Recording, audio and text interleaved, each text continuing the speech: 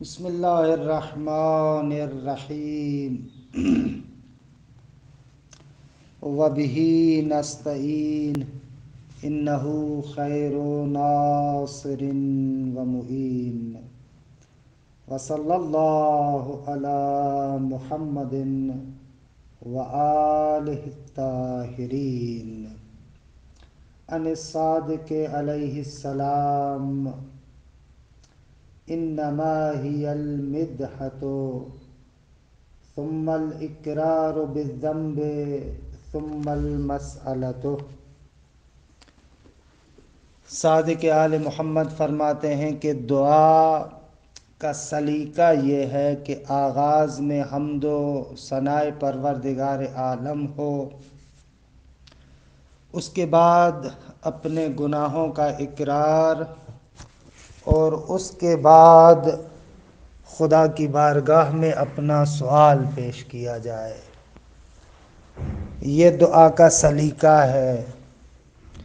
انما ہی المدحۃ ثم الاقرار بالذنب ثم المسألۃ۔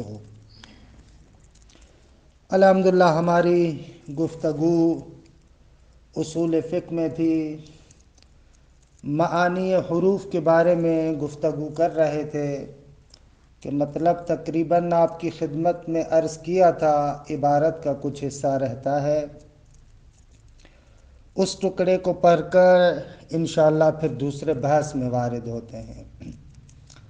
عرض ہوا کہ معنی اسمی معنی مستقل ہے اور حروف معانی غیر مستقلہ کے لیے واضح ہوئے ہیں،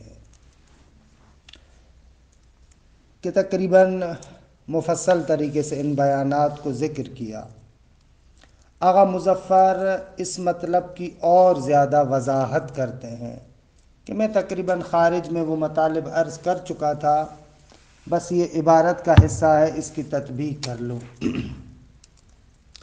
زیادت و ایضاح، مطلب کی اور زیادہ وضاحت۔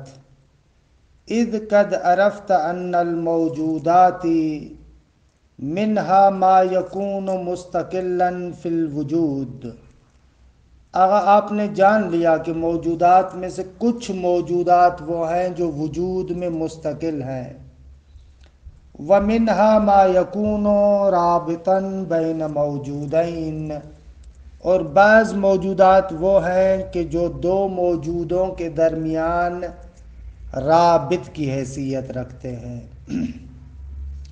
جب یہ جان لیا، کیونکہ آپ نے یہ جان لیا، تو فعلم اذ قد عرفت، کیونکہ تم نے یہ جان لیا لہذا فعلم، پس اب جانو کہ ان کل کلام مرکب من کلمتین او اکثر، فرماتے ہیں ہر کلام کے جو دو کلمات یا دو سے زیادہ سے مرکب ہو، اذا القیت کلماتہ بغیر ارتباط بینہا، جب اس کے کلمات کو رابطے کے بغیر القاء کیا جائے، پیش کیا جائے، زید، قائم، ایسے، فإن كل واحدة منها كلمة مستقلة في نفسها، تو ان میں سے ہر ایک مستقل اور فی نفس ہی کلمہ ہوگا۔ زید ایک مستقل کلمہ، قائم ایک مستقل کلمہ، لا ارتباط لها بالاخرى، ایک کا دوسرے کے ساتھ کوئی رابطہ نہیں ہے۔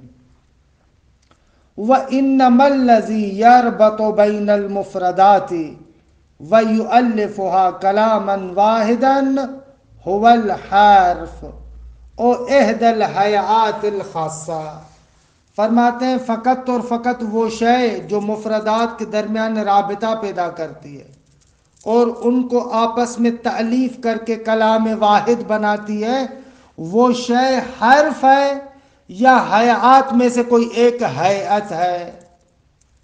فأنت اذا قلت مثلا انا كتبت کلام لا يكون بين هذه الكلمات ربط، تو ان کلمات میں کسی قسم کا ربط نہیں ہوگا۔ وَإِنَّمَا هِيَ مُفْرَدَاتٌ صِرْفَةٌ مَنْثُورَةٌ، فرماتے ہیں یہ خالی مفردات ہوں گے جو پھیلے ہوئے ہیں، جدا جدا ہے۔ اما اذا قلت كتبت بالقلم، لیکن جب آپ نے کتبت بالقلم کہا تو کان کلاما واحدا، ایک کلام ہے، مرتبطا بعضه مع بعض، بعض کے ساتھ جڑا ہوا ہے، مفہما للمعنى المقصود منه، جس معنی کا اس سے قصد کیا ہے اس کو سمجھانے والا ہے۔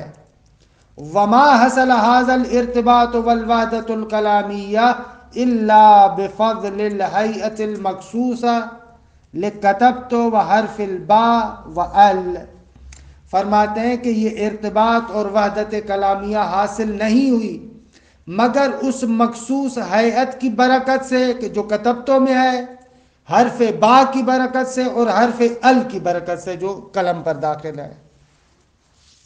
وَعَلَيْهِ، پس اس بنا پر کہ ارتباط ان حیات اور حروف کے ذریعے سے مل رہا ہے، فَيَسِحُ أَن يُقَالَ، پس ممکن ہوگا کہ یوں کہا جائے، إِنَّ الْحُرُوفَ هِيَ رَوَابِطُ الْمُفْرَدَاتِ الْمُسْتَقِلَّةِ، فرماتے ہیں حروف مفردات مستقلہ کے مابین روابط کا نام ہے۔ وَالْمُؤَلِّفَةُ لِلْكَلَامِ الْوَاحِدِ والموحدۃ للمفردات المختلفہ، اور یہی وہ حروف ہیں جو کلام واحد کو تألیف کرتے ہیں، مفردات مختلفہ کو ایک کرتے ہیں، یہ حروف ہی ہے۔ شأنها شأن النسبۃ بین المعانی المختلفۃ والرابطۃ بین المفاہیم الغیر المربوطہ، ان کی شان اس نسبت والی شان ہے جو معانی مختلفہ کے درمیان ہے، اور اس رابطے والی شان ہے کہ جو مفاہیم غیر مربوطہ کے درمیان ہے۔ شأنها شأن النسبت بین المعانی المختلفہ اور والرابطۃ بین المفاہیم الغیر المربوطہ۔ فَكَمَا أَنَّ النِّسْبَةَ رَابِطَةٌ بَيْنَ الْمَعَانِي، جس طریقے سے نسبت معانی کے درمیان ارتباط کا کام دیتی ہے، وَمُؤَلِّفَةٌ بَيْنَهَا، اور معانی کو آپس میں الفت دیتی ہے، جوڑتی ہے، یہ نسبت کرتی ہے نا کام۔ فَكَذَلِكَ الْحَرْفُ الدَّالُّ عَلَيْهَا، اسی طریقے سے وہ حرف جو اس پر دلالت کرتا ہے، نسبت پر دلالت کرتا ہے۔ رابط بین الالفاظ، الفاظ کے درمیان رابط ہے، ومؤلف بینہا، ان الفاظ کے درمیان تألیف پیدا کرتا ہے، جوڑتا ہے۔ وَإِلَى هَذَا أَشَارَ سَيِّدُ الْأَوْلِيَاءِ أَمِيرُ الْمُؤْمِنِينَ علیہ السلام، اور اسی نقطے کی جانب سید الاولیاء یعنی امیر المؤمنین نے اشارہ کیا، بقولہ المعروف فی تقسیم الکلمات، کلمات کی تقسیم میں جو آپ کا مشہور قول ہے، الاسم ما انبأ عن المسمى، فرماتے ہیں کہ اسم وہ چیز ہے جو مسمى کی خبر دیتا ہے، والفعل ما انبأ عن حرکت المسمى، اور فعل وہ ہے جو مسمى کے حرکت فعالیت کی خبر دیتا ہے، جبکہ والحرف ما اوجد معنی فی غیرہ، حرف وہ چیز ہے کہ جو غیر میں کسی معنی کو پیدا کرے۔ فاشار الی ان المعانی الاسمیۃ معانی استقلالیہ، مولا نے اشارہ فرمایا کہ معانی اسمیہ معانی استقلالی ہے، جبکہ ومعانی الحروف غیر مستقلۃ، یا ومعانی الحروف غیر مستقلۃ فی نفسها، ایسے بھی درست ہے، اور حروف کے معانی فی نفس ہی غیر مستقل ہیں، وہ غیر میں معنی کو پیدا کرتا ہے حرف۔ وَإِنَّمَا هِيَ تُحْدِثُ الرَّبْطَ بَيْنَ الْمُفْرَدَاتِ، حرف مفردات کے درمیان ربط کو پیدا کرتا ہے۔ وَلَمْ نَجِدْ فِي تَعَارِيفِ الْقَوْمِ لِلْحَرْفِ تَعْرِيفًا جَامِعًا صَحِيحًا مِثْلَ هَذَا التَّعْرِيفِ، جتنی بھی تعریفات لوگوں نے کی ہیں ان سب تعریفات سے جامع ترین تعریف یہ ہے حرف کے لیے، ایسی تعریف کوئی نہیں کر چکا۔ خوب فرماتے ہیں جب آپ کے لیے یہ اتنی لمبی چوڑی تمہید روشن ہو گئی تو اب آتے اصل مقصود کی طرف۔ اصل مقصود کیا تھا کہ حروف کے اندر وضع عام اور موضوع لا خاص ہے، اس نقطے کو بیان کرنا چاہتے ہیں۔ اچھا کیسے؟ ایسے، کیونکہ بھئی ہم نے عرض کیا کہ حرف اس نسبت خاص کو بیان کرتا ہے۔ مثلا سرت من البصرۃ الی الکوفہ، یہاں پر یہ جو من ہے نا اس خاص نسبت کو بیان کر رہی ہے جو بصرے سے کوفے کی طرف ہے۔ درست ہے؟ تمام حروف اسی طریقے سے ہیں، ان روابط خاصہ کو بیان کرتے ہیں۔ اچھا ان روابط خاصہ کو آپ مستقل طریقے سے تصور بھی نہیں کر سکتے، کیونکہ جیسے ہی آپ نے کہا نا یہ ایک رابط خاص کو ذکر کر رہا ہے، اس کو مستقل تصور نہیں کر سکتے۔ اگر مستقل تصور کریں گے تو وہ رابط خاص نہیں رہے گا، بلکہ وہ معنی اسمی نہیں رہے گی۔ معنی حرفی کی خاصیت یہ ہے کہ وہ طرفین کے ساتھ قائم ہے، اگر اس پر مستقل آپ نگاہ ڈالیں گے دیکھیے وہ معنی حرفی نہیں ہے۔ اب کیا کریں؟ ان معانی کے لیے کیسے وضع کریں؟ تو یہاں پر واضح نے ایک ہیلا چلایا، واضح نے ایک مستقل معنی کو تصور کیا، ایک معنی کلی کو تصور کیا، مثلا نسبت ابتدائیت کو تصور کیا، لیکن وضع کیا اس نسبت ابتدائیہ کے مصادیق خاصہ کے لیے۔ اس کے مصادیق خاصہ کون سے بنے؟ سرت من البصرۃ الی الکوفہ۔ درست ہے؟ پس معنی کلی کو تصور کیا، کیونکہ حرف کا وہ معنی جزئی ہے جو مستقل طریقے سے آپ تصور نہیں کر سکتے۔ جزئی کو اگر کلی طریقے سے آپ تصور کریں گے تو وہ جزئی نہیں رہے گا، وہ تو ختم ہو جائے گا، کیونکہ حرف بیان کرتا ہے خصوصیت سے اس نسبت کو جو سرت من البصرۃ الی الکوفہ، سیر اور بصرے کے درمیان ہے۔ اس کو معنی کلی کے طور پر تصور نہیں کر سکتے۔ اب جب اس کے لیے تھا تو اب کیسے وضع کریں؟ فرماتے اب وضع کے لیے واضح نے ہیلا یہ چلایا، معنی کلی کو تصور کر کے اس کے مصادیق کی طرف حکم کو لے کر گیا، نسبت کلی کو تصور کر کے نسبت ابتدائیت کلی کو تصور کر کے ان جزئی نسب جزئیہ کے لیے لفظ کو وضع کر دیا۔ مطلب روشن ہوا کہ کیا عرض کر رہا ہوں؟ عزیز من عرض یہ کر رہا ہوں کہ آپ جو حروف کے اندر کہتے ہیں کہ وضع عام ہے موضوع لا خاص ہے، کیوں؟ فرماتے اس لیے کہ اولاً حروف کو مستقل طریقے سے تصور نہیں کر سکتے، ثانیاً جو آپ مستقل تصور کر رہے ہیں وہ معنی اسمی ہے، ثالثاً آپ کو ان حروف جزئیہ کے لیے وضع کرنی ہے۔ تو اب کیا کریں گے؟ خوب اب یہی کریں گے نا، ایک معنی اسمی کو تصور کر کے اس کو آئینہ بنا کر حکم کو لے کر جائیں گے مصادیق کی طرف۔ خوب جیسے ہی حکم کو مصادیق کی طرف لے کر جائیں گے تو وضع عام موضوع لا خاص بن جائے گا۔ دیکھیں فرماتے الوضع فی الحروف عام والموضوع لا خاص، حروف کے اندر وضع عام ہے اور موضوع لا خاص ہے۔ اذا اتضح جمیع ما تقدم، اتنی مفصل گفتگو جو ہم پہلے پیش کر چکے ہیں جب وہ آپ کے لیے روشن ہو گئی تو یظہر واضح ہوگا، ظاہر ہوگا کہ ان کل نسبت حقیقتها متقومۃ بطرفیہا، ہر نسبت کی حقیقت یہ ہے کہ وہ دونوں اطراف کے ساتھ قائم ہے۔ زید قائم کے درمیان جو نسبت ہے وہ اسی زید اور اسی قائم کے درمیان ہے۔ علی وجہ، اس طریقے سے لو قطع النظر عن الطرفین، اگر دونوں طرفوں سے قطع نظر کریں، چشم پوشی کریں تو لبطلت وانعدمت، وہ نسبت خاص باطل ہو جائے گی اور معدوم ہو جائے گی۔ اب دیکھیں زید قائم والی نسبت، اگر آپ زید اور قائم کو چھوڑ دیں تو وہ نسبت خود بخود ختم ہو جائے گی. پس فکل نسبت فی وجود الرابطۃ مباینۃ لأیۃ نسبت اخری، ہر نسبت اپنے وجود رابط میں دوسری نسبت کے مباین ہوگی. مثلا یہ جو میں زید قائم کے درمیان نسبت کر رہا ہوں، یہ نسبت اس دوسری نسبت سے جدا ہوگی جو آپ کہہ رہے ہیں زید قائم. جو آپ زید قائم بیان کر رہے ہیں ان کے درمیان جو نسبت ہے اور جو میں کہہ رہا ہوں زید قائم، ان دونوں کے درمیان جو نسبت ہے دونوں علیحدہ علیحدہ ہے. وہ نسبت جو آپ نے بیان کی ہے آپ والے جملے میں قائم ہے زید قائم کے درمیان، جو میں کہہ رہا ہوں میرے والے جملے میں قائم ہے.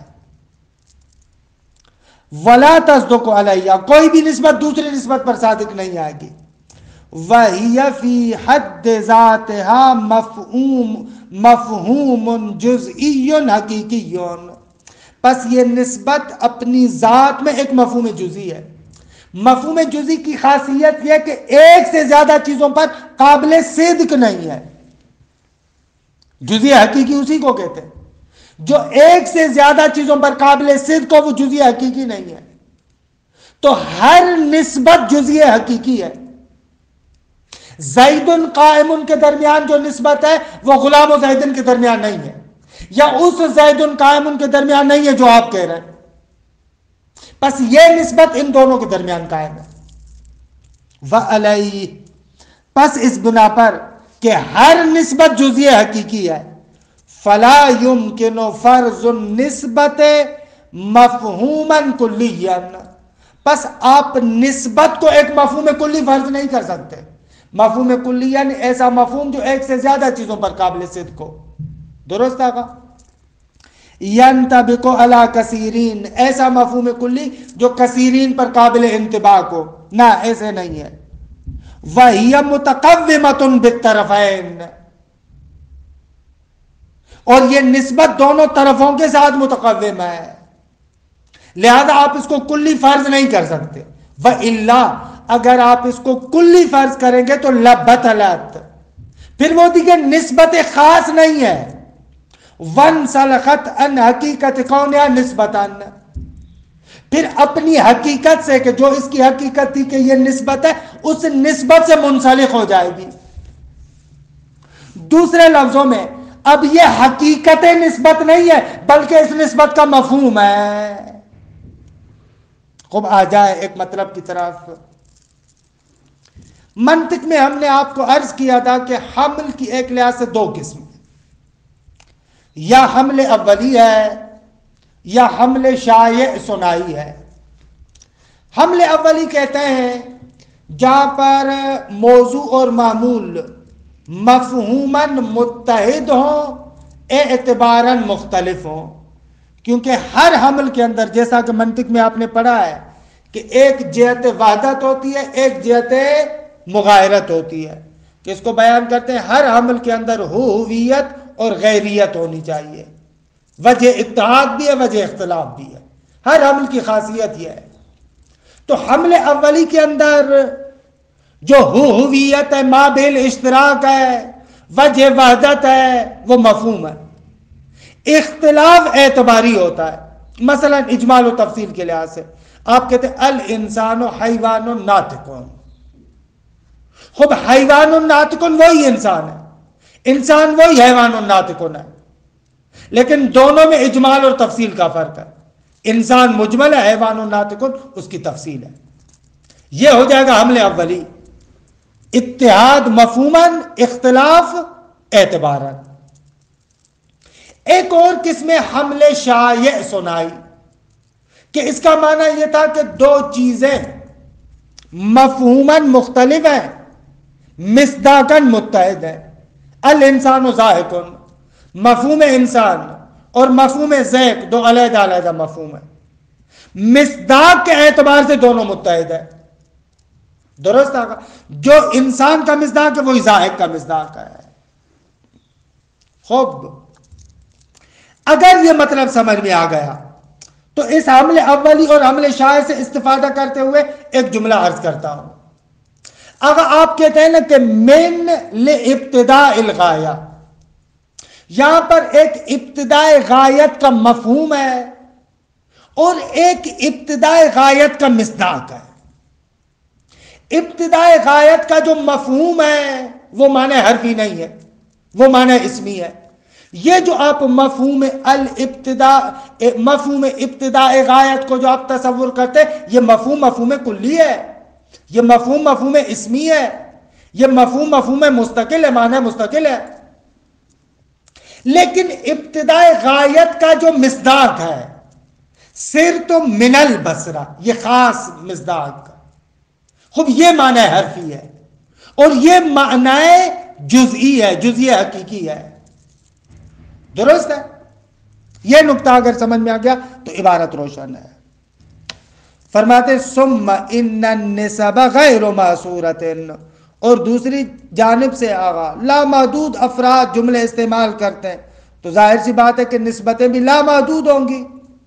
درست آغا فلا يمكن تصور جميعها للواضح، اب واضح ہر ایک نسبت کو تو تصور نہیں کر سکتا. درست. فلا بد فی مقام الوضع لها من تصور معنی اسمی، یعنی اس کے مفہوم کو ضروری ہے مقام وضع میں کہ اس کے لیے ایک معنی اسمی کو تصور کیا جائے. مثلا ابتداء غایت ایک مفہوم اسمی ہے، معنی اسمی ہے کہ یکون عنوانا یا عنوانا، دونوں درست ہے کہ وہ معنی اسمی عنوان بنے للنسب غیر المعصورہ، ان نسبتوں کے لیے جو لامحدود نسبت ہے. ابتداء غایت کو ایک ایسا عنوان بنائے کہ اس کو آپ اعلیٰ قرار دیں، مرآت قرار دیں، کاشف قرار دیں ان تمام نسبتوں کے لیے کہ جو نسبتیں لامحدود ہیں. البتہ لامحدود عرفی کی بات کر رہے ہیں، نہ کہ لامحدود عقلی. یہاں پر لامحدود سے مراد لامحدود عرفی ہے. حاکین انہا، وہ عنوان یا معنی اسمی ان نسب غیر معصورہ سے حکایت کرے. ولیس العنوان فی نفسہ نسبتاً، وہ عنوان خود نسبت نہیں ہے، مفہوم نسبت ہے، معنی اسمی ہے. کمفہوم لفظ النسبت الابتدائیہ، جیسے مثلا النسبت الابتدائیہ کا مفہوم. خوب یہ عنوان کلی ہے، معنی اسمی ہے، معنی مستقل ہے، یہ نسبت نہیں ہے. یعنی نسبت نہیں ہے حمل شائع کے اعتبار سے، حمل اولی کے لحاظ سے مفہوم نسبت ہے. کہ دیکھیں یہاں پر عنوان اور معنون والی بحث جو المنطق میں آپ پڑھ چکے ہیں اس کا تکرار کرنا پڑے گا، دوبارہ جا کر اس کو دیکھیں. مثلا آپ وہاں پر کہتے ہیں نا مجمل کسے کہتے ہیں؟ آپ نے منطق میں پڑھا تھا مجمل یعنی وہ کہ جس کا معنی ظاہر نہ ہو. خوب وہاں پر کسی بندے نے اشکال کیا، بھائی جب آپ کہہ رہے ہیں مجمل یعنی جس کا معنی ظاہر نہ ہو تو پھر یہ آپ معنی کیسے کر رہے ہیں؟ تو وہاں پر جواب دیا تھا کہ آغا مجمل جس کا معنی واضح نہ ہو، یہ جو یہاں پر لفظ مجمل استعمال کیا یہ مفہوم مجمل ہے. اور یہ جو حکم کریں کہ جس کا معنی واضح نہ ہو یعنی مصداق مجمل، مصداق مجمل کا معنی واضح نہیں ہوتا. یہاں پر جو میں المجمل کا معنی بیان کر رہا ہوں یہ المجمل مفہوم مجمل ہے، نہ حقیقتاً مجمل ہے. یعنی یہ مجمل ہے حمل اولی کے اعتبار سے، حمل شائع کے اعتبار سے مجمل نہیں ہے بلکہ مبین ہے. وہ المنطق کے بعض کو عنوان اور معنون والے بعض کو جا کر دیکھیے گا حتماً. فَكَمَفْهُومِ لفظ النسبت الابتدائیہ المشار بہی، کہ اس لفظ کے ذریعے سے اشارہ کیا جا رہا ہے الی افراد النسب الابتدائیت الکلامیہ، ان تمام نسب ابتدائیہ کلامیہ کے افراد کی طرف جو لامحدود ہے. النسب الابتدائیہ اس مفہوم کے ذریعے سے اشارہ کرو صرف من البصرہ کی طرف، صرف من القم، صرف من التہران، صرف من الکراچی، صرف من الحیدرآباد، ان تمام من ان مساجد کی طرف اشارہ کر رہا ہوں. ثم یضع لنفس الافراد غیر المعصورۃ کہ التي لا يمكن التعبیر عنها الا بعنوانها، اور اس کے بعد اس کو تصور کیا، بعد میں واضح کیا بذات خود ان افراد کے لیے، کلی معنی کو تصور کیا لیکن وضع کس کے لیے؟ ان افراد کے لیے کہ جو غیر محدود ہے، کہ جن کو تعبیر نہیں کیا جا سکتا مگر ان کے عناوین کے ذریعے سے ہے۔ درست ہے آقا؟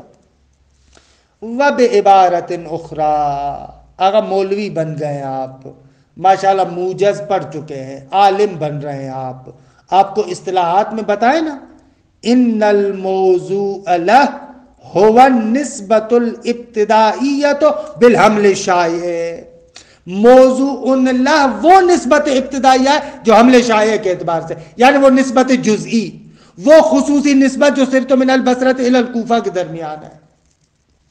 وَأَمَّا بِالْحَمْلِ الْأَوَّلِيَّ فَلَيْسَتْ بِنِسْبَةٍ حقیقتاً، وہ حقیقتاً نسبت نہیں ہے، فقط مفہوماً نسبت ہے۔ بل تکون طرفاً للنسبت، بلکہ وہ نسبت کا طرف ہے کیونکہ مفہوم اسمی ہے۔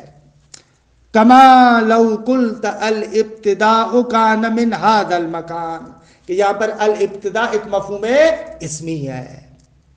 ومن هذا يعلم حال اسماء الاشارة والضمائر والموصولات ونحوها، یہیں سے اسماء اشارہ کا حال بھی معلوم ہو جاتا ہے، کیونکہ ہاذا اس اشارہ محسوس کے لیے، کیونکہ اشارے کو وضع کیا جاتا ہے کہ اس کے ذریعے سے آپ اشارہ کرتے مشار الیہ محسوس کی طرف، ہاذا یہ مشار الیہ خاص سے محسوس کے لیے وضع ہوا ہے، یہ لیکن اب اس کو بیان کیسے کریں؟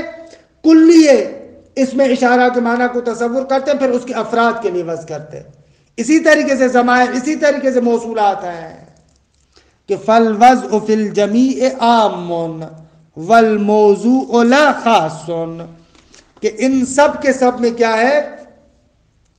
وضع عام ہے اور موضوع لا کیا ہے؟ خاص ہے۔ خوب، اس طریقے سے ہمارا جو یہ وضع کے بارے میں مطلب تھا تمام ہوا۔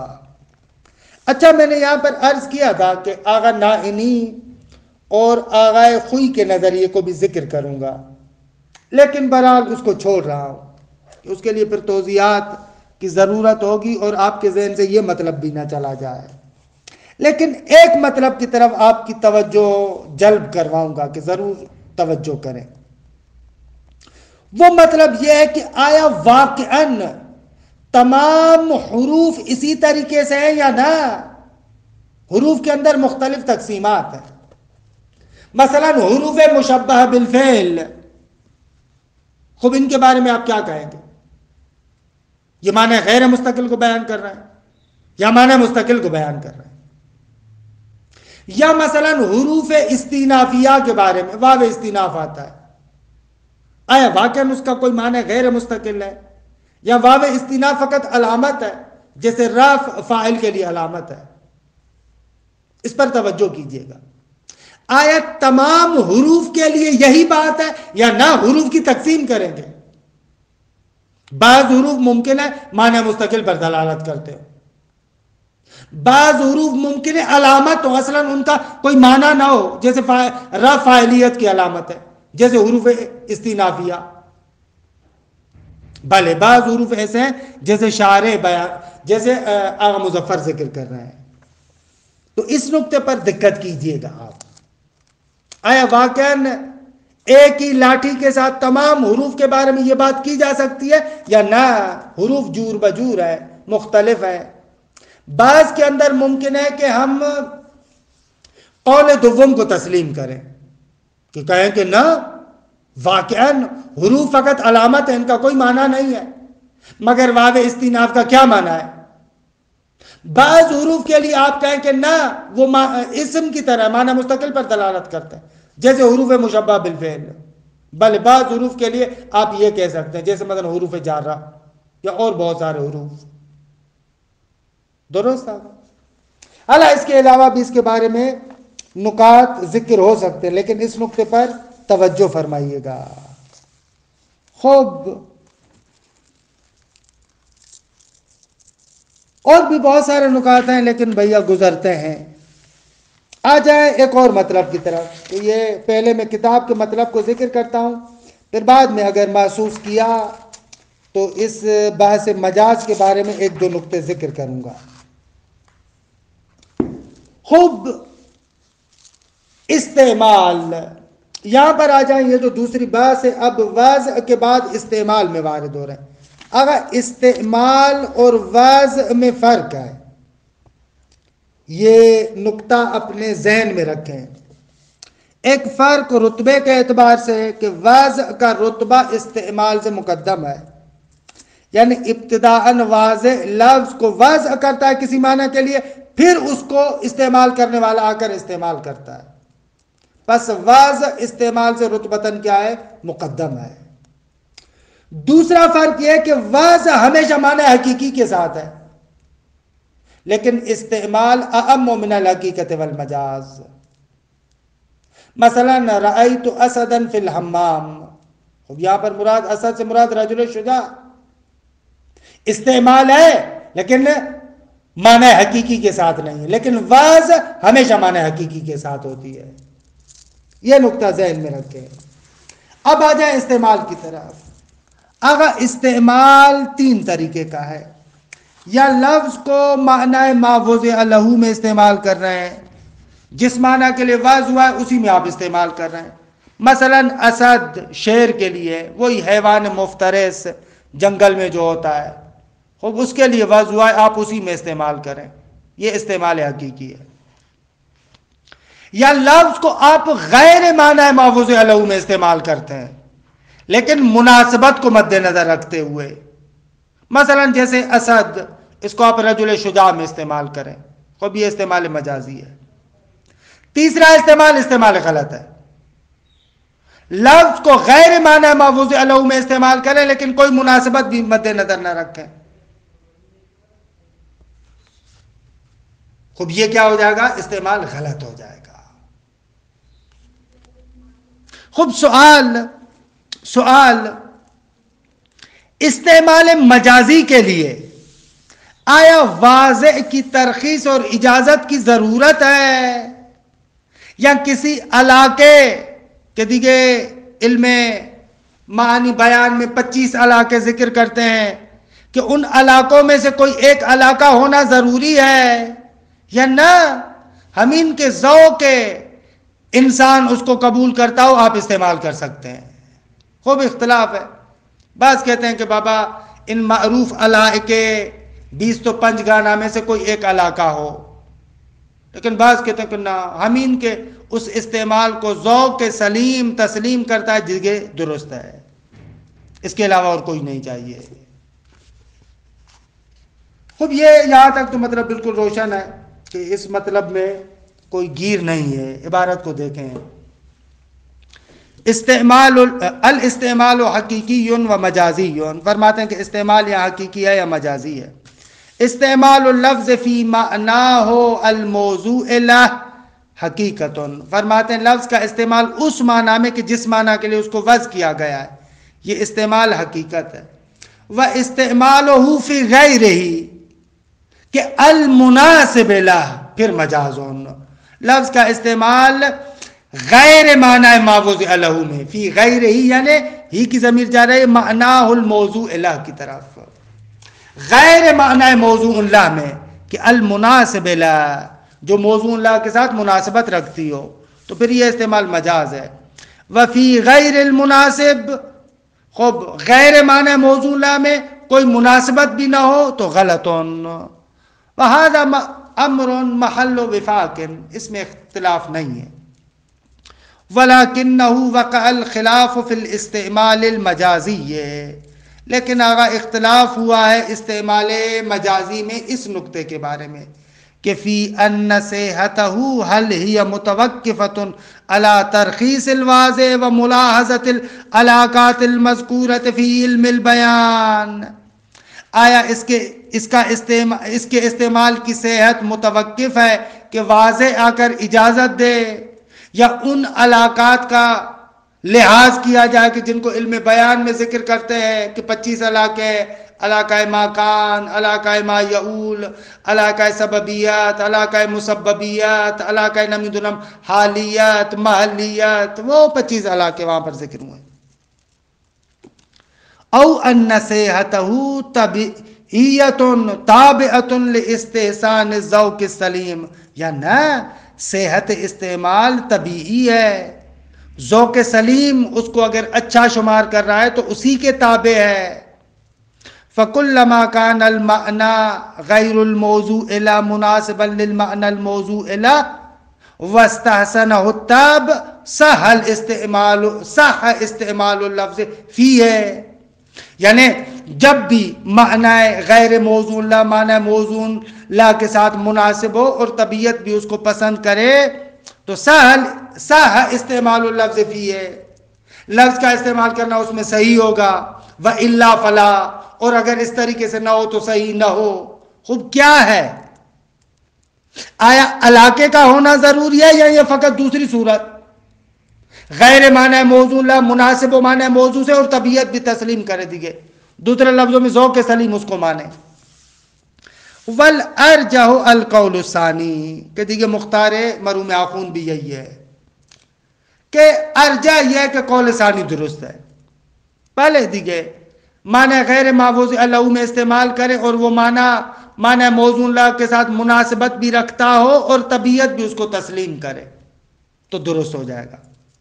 کیوں فرماتے ہیں؟ اس لیے کہ لِأَنَّا نَجِدُ صِحَّةَ اسْتِعْمَالِ الْأَسَدِ فِي الرَّجُلِ الشُّجَاعِ مجازن، کیونکہ ہم پاتے ہیں کہ آغا اسد کو رجل شجاع میں مجازن استعمال کرنا صحیح ہے. وَإِن مَنَعَ مِنْهُ الْوَاضِعِ، اگرچہ واضح آ کر 1000 مرتبہ بھی منع کرے تو بھی ہم دیکھتے ہیں کہ واقعاً رجل شجاع کو آپ اسد کہہ سکتے ہیں. اسد کا استعمال یہاں پر بجا ہے. وَعَدَمَ صِحَّةِ اسْتِعْمَالِهِ مَجَازًا فِي كَرِيهِ رَائِحَةِ الْفَمِّ، اور اس کا استعمال کرنا صحیح نہیں ہے اسد کا مجازن ہر اس بندے میں کہ جس کے منہ سے بدبو آتی ہے. حالانکہ دیکھیں یہاں پر کیونکہ شیر کے منہ سے کہتے ہیں کہ بدبو آتی ہے، ہر وہ بندہ کہ جس کے منہ سے بدبو آتی ہے، اب اس کو شیر کہنا دیکھیں نہ، یہ استعمال مجازی درست نہیں ہے کیونکہ طبیعت اس کو تسلیم نہیں کر رہی، ذوق سلیم اس کو نہیں مان رہا. کما یمثلون، حالانکہ آغا بھی کہتے ہیں کہ ہمیں معلوم نہیں ہے کہ واقعاً شیر کے منہ سے بدبو آتی ہے، اور پھر اس کے اعتبار سے عام طور پر مثال ایسے دیتے، ہم نے بھی مثال دیا، لہذا لا مناقشۃ فی المثال. وَإِن رَخَّصَ الْوَاضِعِ، 1000 مرتبہ واضح آ کر اجازت ہے پھر بھی درست نہیں ہے. وَمُؤَيِّدُ ذَلِكَ، اور اس مطلب کی تائید ہوتی ہے اس سے اتفاق اللغات المختلفت غالباً فی المعانی المجازیہ، معمولاً جو لغات ہے وہ معانی مجازیہ میں تقریباً اتفاق رکھتی ہے. ہر زبان میں رجل شجاع کو شیر کہتے ہیں، عربی میں اسد، ہمارے یہاں شیر کہتے ہیں، ایسے ہی ہے. خوب یہ کس چیز کو بیان کر رہا ہے؟ اس ذوق سلیم کو بیان کر رہا ہے کہ بابا مجاز کے لیے اس کو ذوق تسلیم کرے.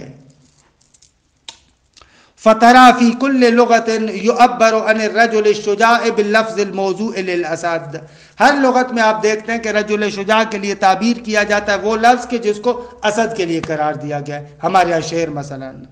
وَهَكَذَا فِي كَثِيرٍ مِّنَ الْمَجَازَاتِ الشَّائِعَةِ عِنْدَ الْبَشَرِ، اسی طریقے سے بہت سارے مجازات کے جو بشر کے ہاں دیگے معروف ہیں ان تمام میں اسی طریقے سے دکھتا ہے. خوب آغا نے مجاز کے بحث کو اسی حد تک بیان کیا، لیکن الحق والانصاف مجاز کے بارے میں اس اصول فقہ سے متقن تر اور زیادہ بحث موجز میں تھی کہ وہاں پر اس مجاز سکاکی کو بھی ذکر کیا تھا کہ دیکھیں ابھی وقت ختم ہو گیا ہے، انشاءاللہ اس کی طرف کل اشارہ کروں گا دیکھیں. وصلی اللہ علی محمد و اہل بیتہ الطیبین الطاہرین.